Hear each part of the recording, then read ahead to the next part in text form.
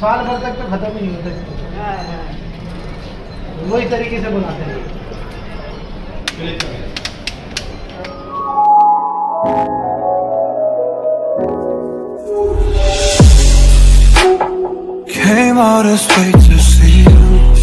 Hello বন্ধুরা, travel বয় অমিতে আপনাকে স্বাগত। আজ আমরা চলে এলাম আরেকটা নতুন ভিডিও নিয়ে। আমার আগের ভিডিওতে আপনারা দেখেছিলেন Ananya express train journey Kolkata to Jaipur. আজ কিন্তু আমরা জয়পুরেই আছি, জয়পুর পুরো ঘুরবো আজকে। আজ আমাদের প্রথম দিন, আমরা সকাল সকাল বেরিয়ে পড়লাম। আজ আমরা 5 থেকে 6খানা স্পট ঘুরবো, এই জন্য আমরা সকাল সকাল বেরিয়েছি।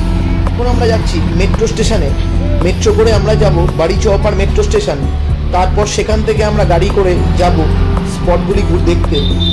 কোথায় কোথায় যাব, কি কি দেখব, সব দেখতে হলে আপনাদের কিন্তু ভিডিওতে লাস্ট অবধি থাকতে হবে। চলুন তাহলে মেট্রোর টিকিটটা কেটে নিই।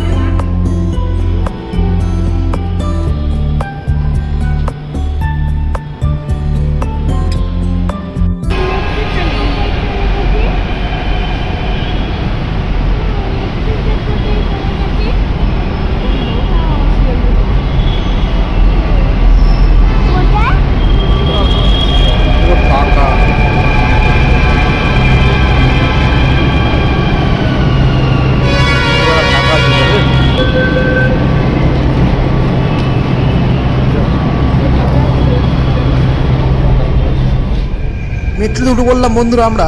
এখানে কিন্তু 4 কোচের মেট্রো, আমাদের কলকাতার মতো 9-10 কোচের মেট্রো না, ছোট metro.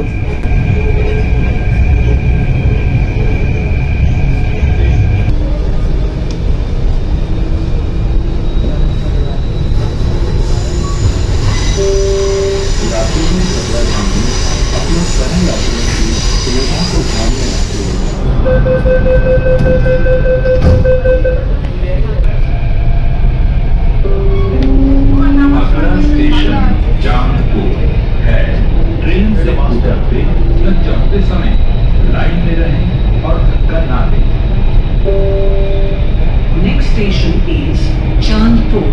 Be in line and do not push the passengers while boarding or deboarding.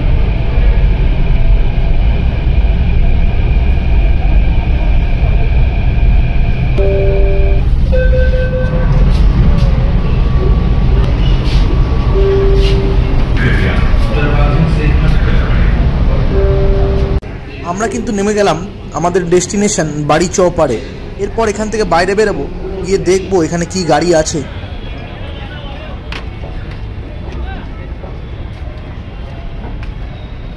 বন্ধুরা আমরা এখন ভারতবর্ষের পিঙ্ক সিটি, যেটা রাজস্থানের জয়পুর, তার মধ্যে দিয়ে আমরা যাচ্ছি।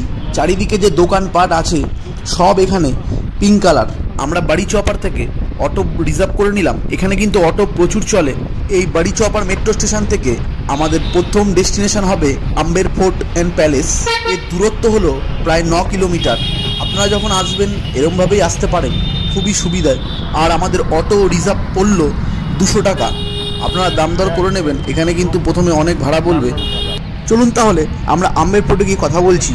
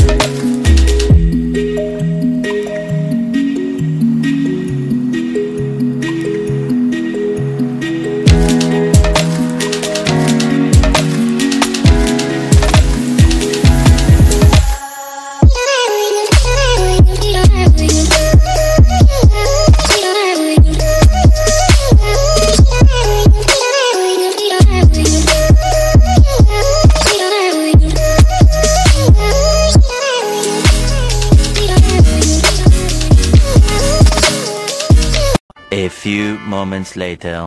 আমরা কিন্তু আম্বের ফোর্টে চলে এলাম। এরপর এখান থেকে জিপে করে উপরে উঠতে হবে, আমরা জিপ সাফারি করব। আমাদের ভাড়া পড়লো এখানে 550 টাকা জিপ, পুরো ফুল রিজার্ভ। জিপে করে আপনাকে উঠাবে, আবার ওখান থেকে নামাবে নিচে।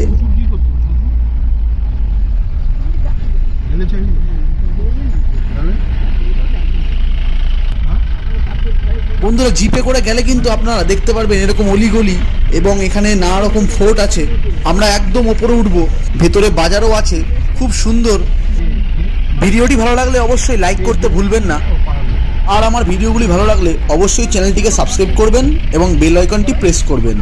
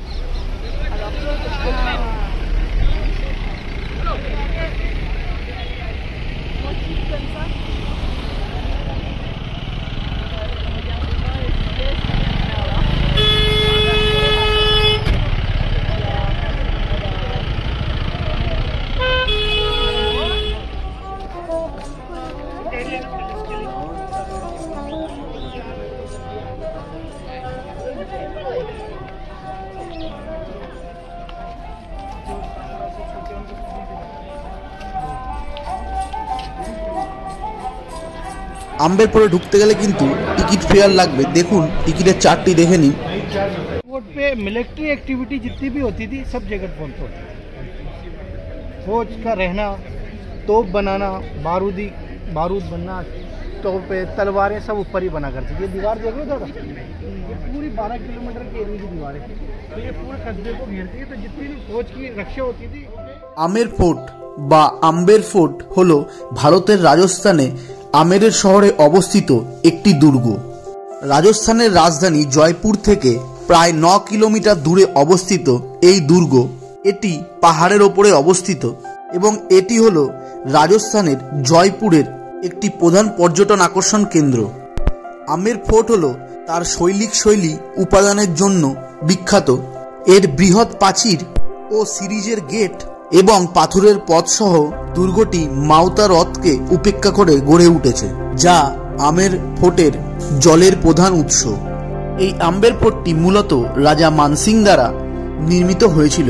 1600 দশকের প্রথম দিকে জয়সিং আমি এটিকে প্রসারিত করেছিলেন। 1727 সালে সওয়াই জয়সিং দ্বিতীয়ের সময় কাছওয়াড়া তাদের রাজধানী জয়পুরে স্থানান্তরিত না হওয়া পর্যন্ত পরবর্তী 150 বছরে ধারাবাহিক শাসকের দ্বারা উন্নতি ও সংযোজন করা হয়েছিল।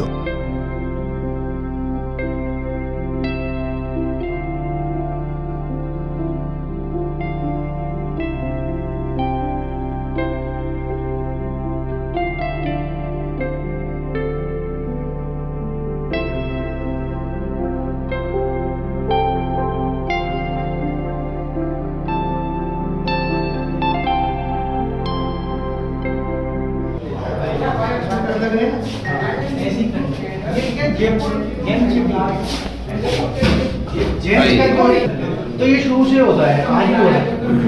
तो अभी जो आपको मीना बाजार का दिखाएंगे दूसरा भाग जिनके साथ ही चलेंगे, उसमें आपको सब दिखाएंगे। एक्सपोर्ट वगैरह भी है, उसमें आपको कई चीजें दिखाएंगे। तो जीप के साथ आप जाएंगे। जो पानी गर्म करने का हम देखे हैं भट्टी, ये उबलता था पानी।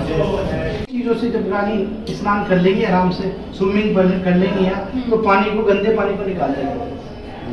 फिर इसमें इत्र का पानी बना देते, फिर इत्र के पानी से वापस भरते इसको, फिर रानी को सुगंधित किया जाता है। ये देखो आप वेजिटेबल कलर, नींबू के छिलके, कच्ची हल्दी, सूरजमुखी के फूल, ये हरा कलर, मेथी, बथुआ, पालक, वेजिटेबल के साथ सब्जी।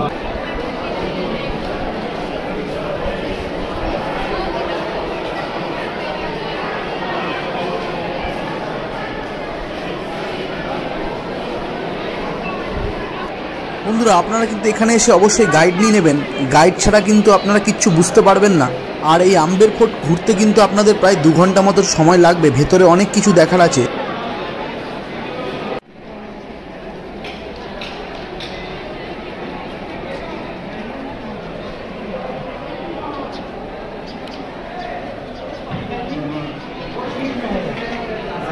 सूखी में है, जल्दी होती नहीं है, लेकिन देख लो यहाँ पर खर्चा खाना इसके बारे में कालीन में इसका फ्लो दिक्कत है। तो बोले आज हम पिक्चर पुरानी देखी आपने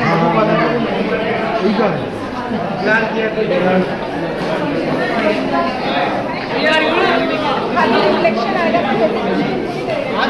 आधा गाना यही गई और फिर उन्होंने बम्बई में बना दिया था ऐसा। अच्छा आर्टिस्ट मगर आधा गाना यही गई थोड़ा बदल। বন্ধুরা এই হলো রাজস্থানের শীষমহল। ভেতরে কিন্তু ঢুকতে দেয় না, আপনাকে বাইরে থেকে এই ফটো বা ভিডিও করতে হবে।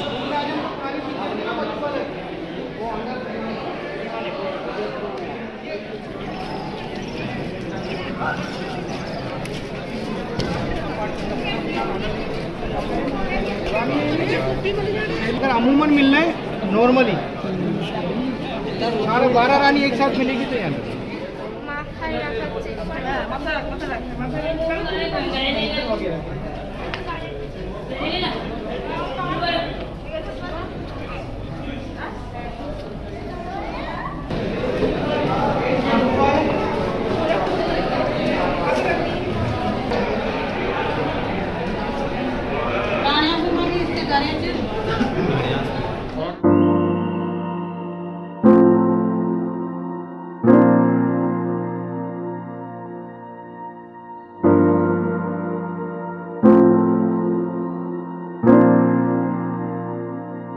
আমাদের আম্বের ফোর্ট ঘোরা হয়ে গেল, এখন আমরা নিচে নামছি গাড়ি করে। এরপর আমাদের পরবর্তী স্পট হবে রাজস্থানের একটা প্রধান আকর্ষণ জলমহল। চলুন যাওয়া যাক।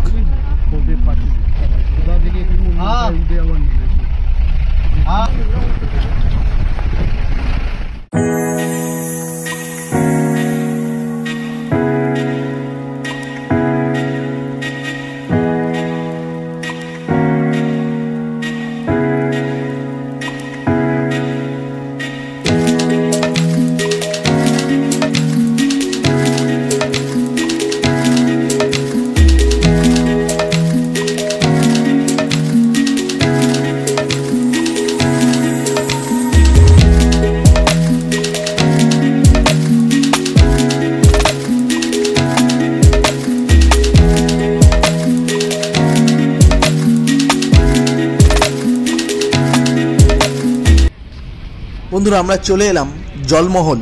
খুব সুন্দর এখান থেকে দেখতে লাগে জলমহলটা। জলমহল হলো ভারতের এই রাজস্থানের রাজধানী জয়পুর শহরের মানসাগর হ্রদের মাঝখানে অবস্থিত একটি প্রাসাদ। প্রাসাদটি মূলত 1699 সালের দিকে নির্মিত হয়েছিল। বিল্ডিং এবং এর চারপাশের হ্রদটি পরে 18 দশকে গোড়ার দিকে আম্বারের মহারাজা জয় সিং দ্বিতীয় দ্বারা সংস্কার ও বড় করা হয়েছিল।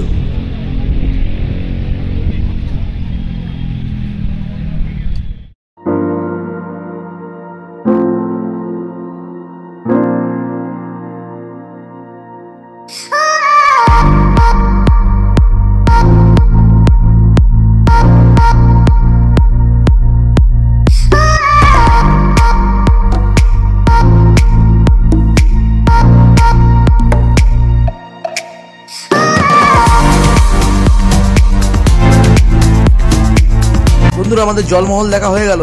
এরপরে গিয়ে চললাম আমাদের পরবর্তী স্পট রাজস্থানের আরো একটা প্রধান আকর্ষণ হাওয়া মহল। চলুন যাওয়া যাক।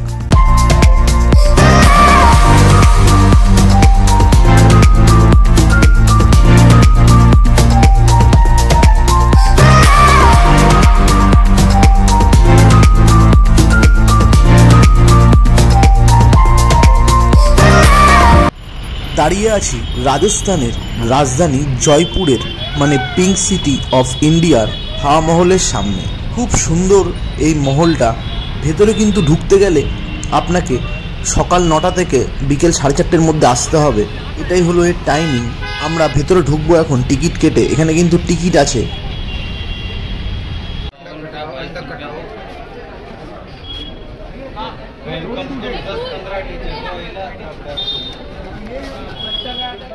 এই হাওয়া মহল ভারতের রাজস্থানের জয়পুর শহরের একটি প্রাসাদ, যেটি লাল ও গোলাপি রঙের বেলে পাথর থেকে নির্মিত। এই হাওয়া মহল বায়ুর প্রাসাদ নামে পরিচিত, কারণ এই হাওয়া মহলে প্রচণ্ড পরিমাণে হাওয়া বইতে থাকে। মহারাজা সওয়াই প্রতাপ সিং 1799 সালে এই হাওয়া মহলটি তৈরি করেছিলেন। হাওয়া মহলটি অনন্য বলে পরিচিত করা হয়, কারণ এতে অনেকগুলি ছোট জানালা ও বারান্দা রয়েছে। রাজস্থান রাজ্যের ঝুনঝুনু শহরের প্রতিষ্ঠাতা মহারাজা সওয়াই জয় সিং এর নাতি মহারাজা সওয়াই প্রতাপ সিং এর কাঠামোটি তৈরি করেছিলেন। তিনি খৈত্রী মহলের অনন্য কাঠামোটি দেখে এতটাই অনুপ্রাণিত হয়েছিলেন যে তিনি এই বিশাল ও ঐতিহাসিক প্রাসাদটি তৈরি করেছিলেন। এটি নকশা করেছিলেন লালচাঁদ ওস্তাদ। এই হাওয়া মহলের বাইরের দিকে মানে বাইরের অংশটিতে প্রায় 935 খানা জানলা রয়েছে।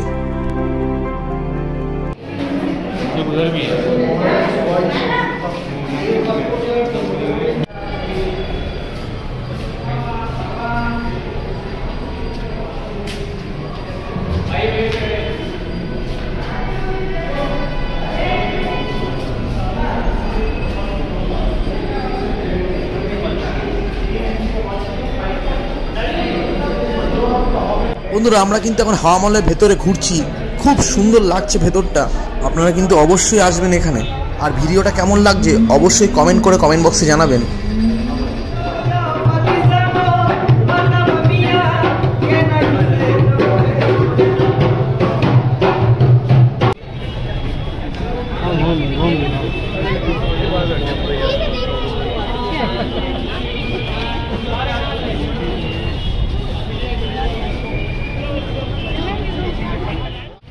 বন্ধুরা, আমাদের হাওয়া মহল দেখা হয়ে গেল। পাশেই একটু হেঁটে আসলেই আপনারা দেখতে পারবেন এখানে পরপর আছে যন্তর মন্তর ও তার উল্টো দিকে আছে সিটি প্যালেস। আমরা প্রথমে যন্তর মন্তরে যাব, তারপর আমরা সিটি প্যালেসে ঢুকবো।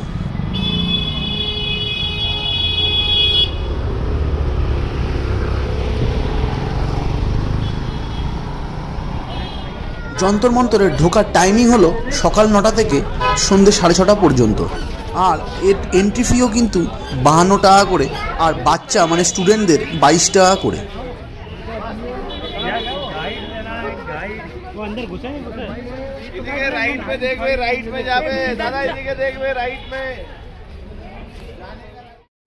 দাঁড়িয়ে আছি এখন ভারতের রাজস্থানের জয়পুরে অবস্থিত যন্তর মন্তর।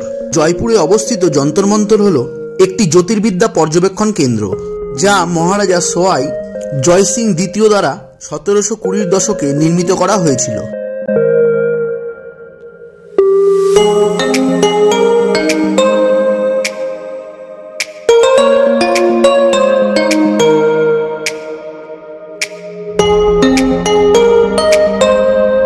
স্থিতিস্তম্ভটি 1734 সালে সম্পন্ন হয়। এটি বিশ্বের বৃহত্তম পাথরের সান্ডিয়াল বৈশিষ্ট্য যুক্ত এবং এটি একটি ইউনেস্কো ওয়ার্ল্ড হেরিটেজ সাইট। 1728 সালে বেশ কয়েকটি যন্ত্র নির্মিত হয়েছিল এবং জয়পুরে যন্ত্রগুলির নির্মাণ 1738 সাল পর্যন্ত অব্যাহত ছিল। এরপর একটি প্রধান মান মন্দির প্রতিস্থাপন করা হয়েছিল।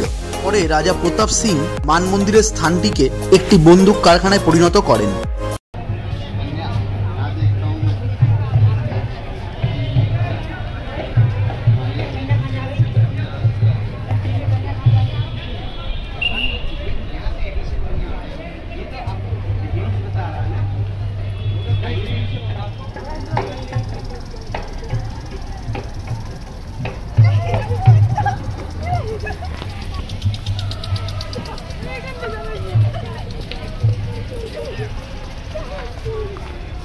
বন্ধুরা, যন্তর মন্তর প্রায় দেখা হয়েই গেল।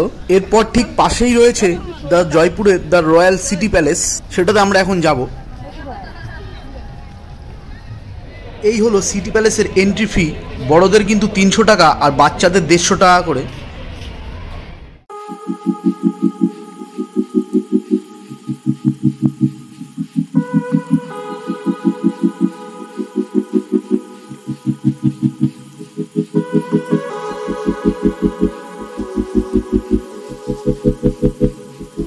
দাঁড়িয়ে আছি এখন রাজস্থানের জয়পুরে অবস্থিত দ্য রয়্যাল সিটি প্যালেস, যেটা হলো জয়পুরের একটি রাজকীয় বাসস্থান এবং জয়পুর রাজ্যের শাসকদের প্রাক্তন প্রশাসনিক সদর দপ্তর। মহারাজা সোয়াই জয়সিং দ্বিতীয়ের শাসনকালে জয়পুর শহর প্রতিষ্ঠার পরপরই এটির নির্মাণ শুরু হয়। প্রাসাদটির নির্মাণ কাজ 1732 সালে সম্পন্ন হয়েছিল এবং এটি ধর্মীয় ও সাংস্কৃতিক অনুষ্ঠানের পাশাপাশি শিল্প, বাণিজ্য এবং শিল্পের পৃষ্ঠপোষকও ছিল। এটি মুঘল ও রাজপুত স্থাপত্য শৈলীর উপাদানগুলির সমন্বয়ে বাস্তুশাস্ত্রের নিয়ম অনুসারে নির্মিত হয়েছিল। এই সিটি প্যালেসটির টাইমিং হলো সকাল 9:30 থেকে সন্ধ্যে 7:30 পর্যন্ত। সপ্তাহের 7 দিনই খোলা থাকে।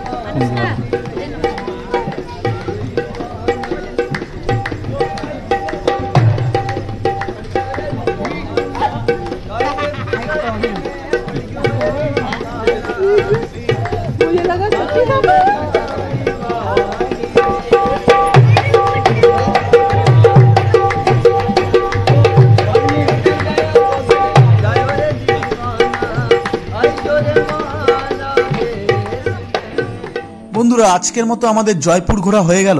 এবার হোটেলে ফেরার সময় খুবই সুন্দর ঘুরলাম। আজ আমরা যতটা পেরেছি প্রথম দিন কভার করেছি, আবার আমরা পরের দিন বেরোবো। ভিডিওটি কেমন লাগলো অবশ্যই কমেন্ট করে কমেন্ট বক্সে জানাবেন। আর আজকে আমাদের জয়পুরের ডে 1, কাল আমাদের ডে 2, আরো অনেক জায়গায় যাওয়ার বাকি আছে। সবকিছু দেখতে হলে অবশ্যই চ্যানেলটিকে সাবস্ক্রাইব করতে হবে। আর ভিডিওটি ভালো লাগলে অবশ্যই লাইক করে দেবেন। আজকের মতো এখানেই শেষ করছি। আবার দেখা হচ্ছে আপনাদের সাথে পরবর্তী ভিডিওতে।